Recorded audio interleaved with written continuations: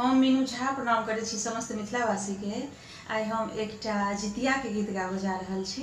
कोशिश करै छी सब गोटे के नीक लागे और जितिया पावन के सब मैथिलानी के बहुत बहुत शुभकामना।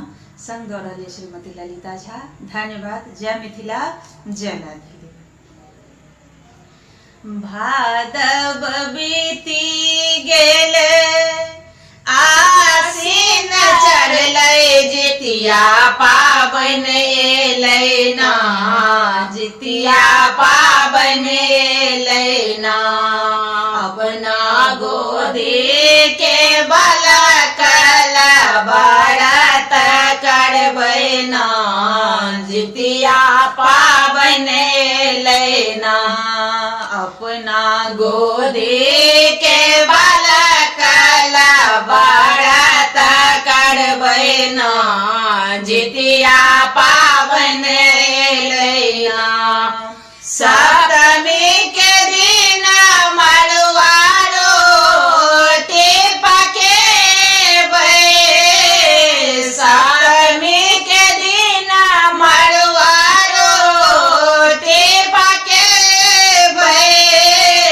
मारा माछक चटनी बोआरे झोरेबै, बोआरे झोरेबै।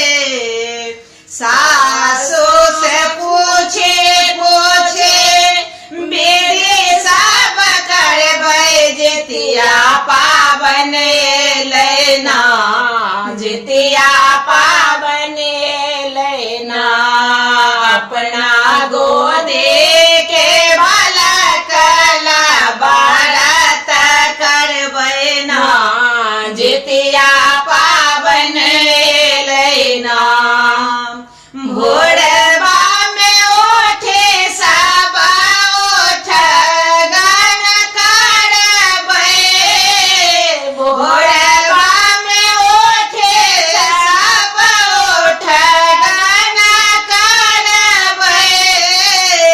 चूड़ा दही आमट भरे थारी लगेबै, भरे थारी लगेबै।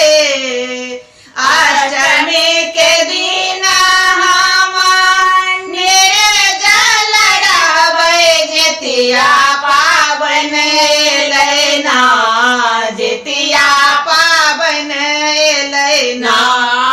अपना गोदी के बालक व्रत करबै ना, जितिया पाबन एलै ना।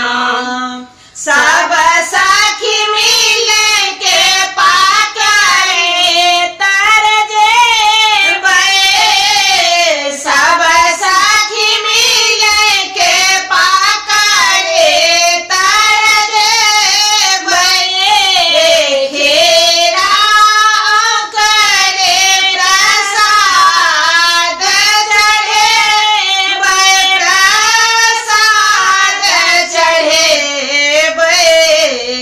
जे मोत बहन सँ करबै अरजिया, सब कुशल हेतै ना, जितिया पाबन एलै ना। अपना गोदी के बालक व्रत करबै ना, जितिया पाबन एलै ना।